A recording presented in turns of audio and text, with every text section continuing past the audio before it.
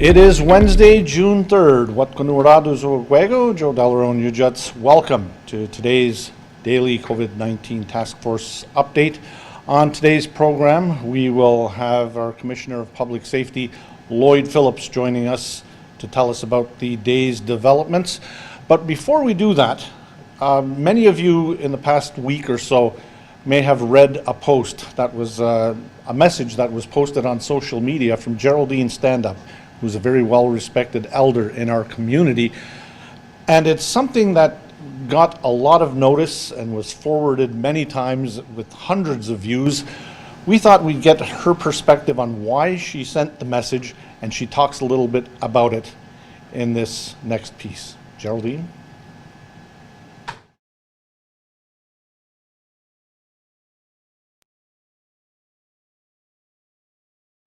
Kahnawa'kehró na ungweso ana Kahnawa'kehró no tiswani kura tiditi so ano tonyo tiditi ne wagani ko raya taste wagada hiaroje je tiditi sano tonyo toke ni je dasada wardia no mazake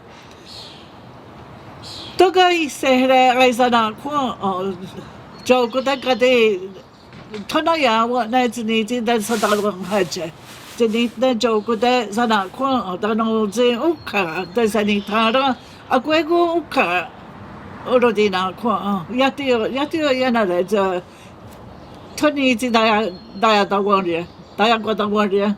I'm overwhelmed by the response that I got from that little blurb I put out there. It goes to show how hungry our people are to learn. Now, from a spiritual perspective, what you fear is what you're going to attract.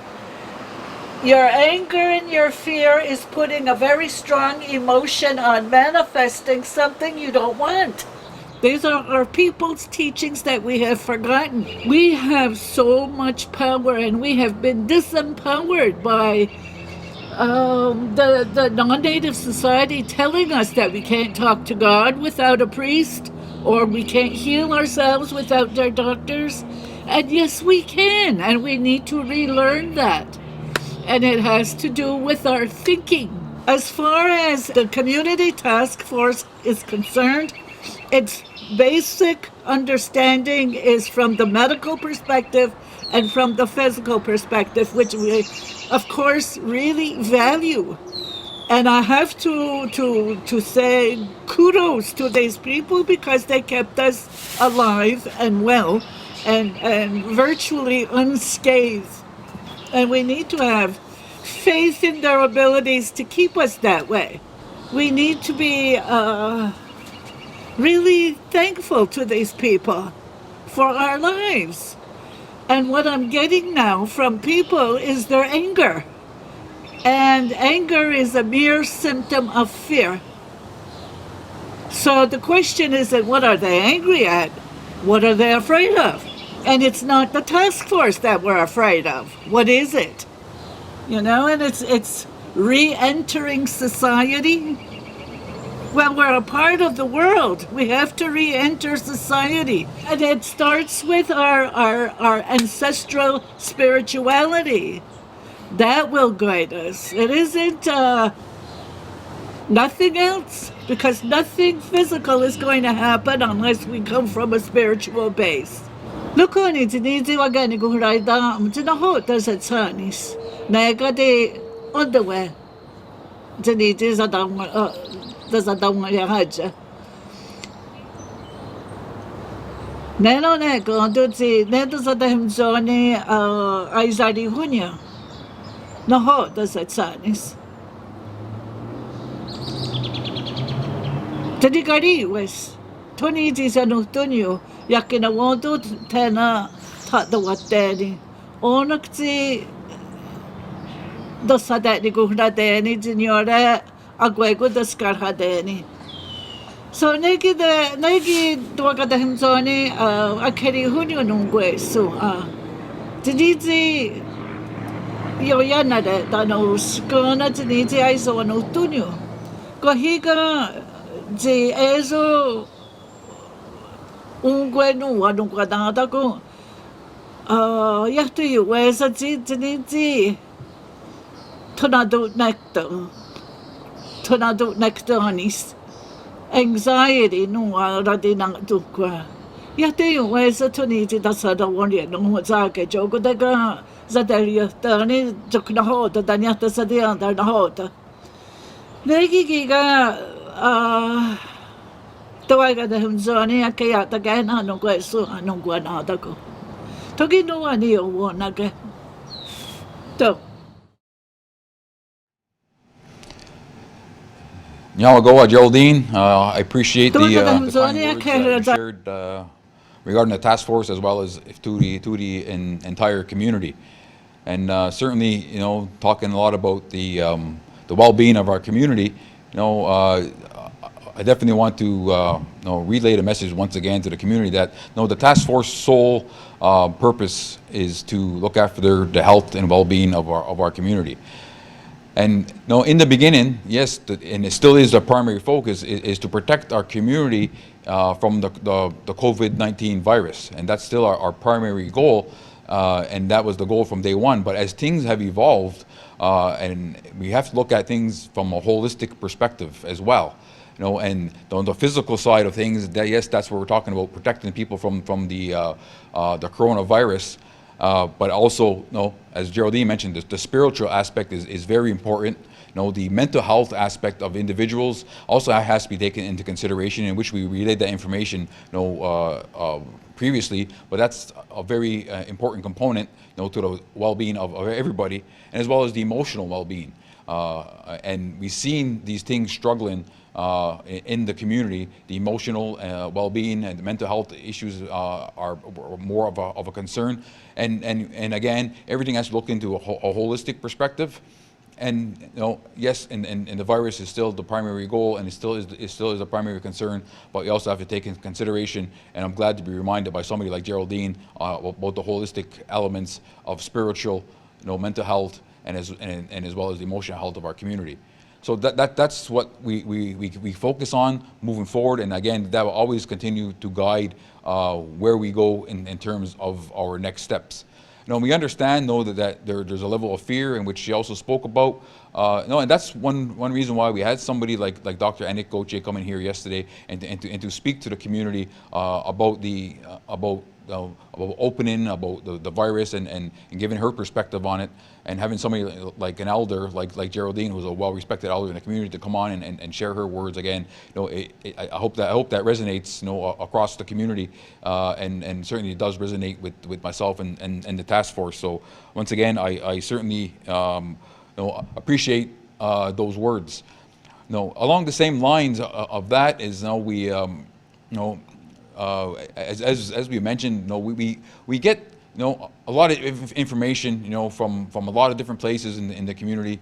We receive a number of many emails in a week, and many phone calls, and we're answering questions and concerns from community members. One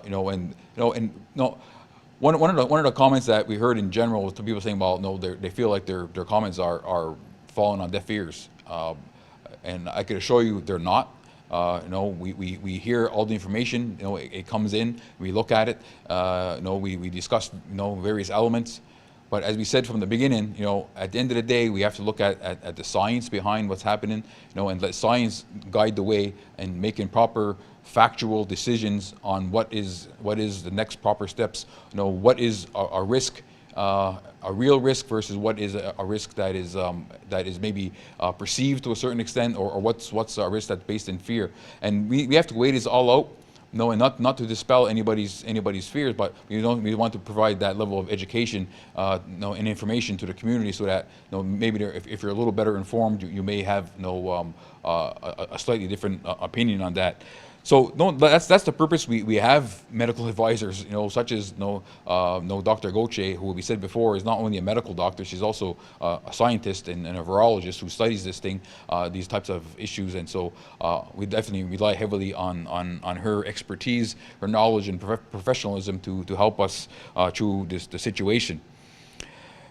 So moving forward, in the task force, that's again always going to guide us.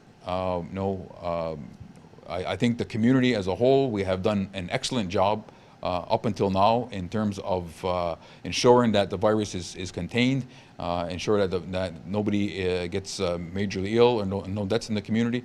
But as things evolve, as Geraldine had mentioned, we are also part of society.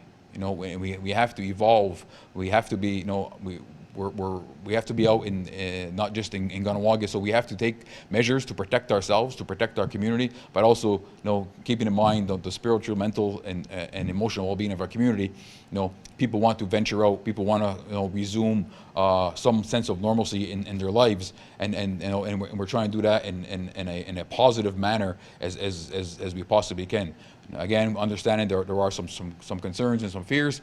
But again, it's all a matter of balance. And some of these decisions that were made, are not taken lightly. Believe me, I can speak on behalf of the whole task force, is that these weigh heavily, on our minds on what are the next steps. Where does this go from here? By making this decision, what are the impacts on our community? And with that, those are things that we have to ponder all the time, and I certainly take that very, very seriously. And again, from a holistic perspective, and I think it's important that people understand, that we really look at these topics in great detail, and look at the possible implications in our community. And if we feel comfortable in an area, that's how we'll move forward and take those steps. So that's, again, some of our guiding principles, our guiding lights that we have followed, and I think that with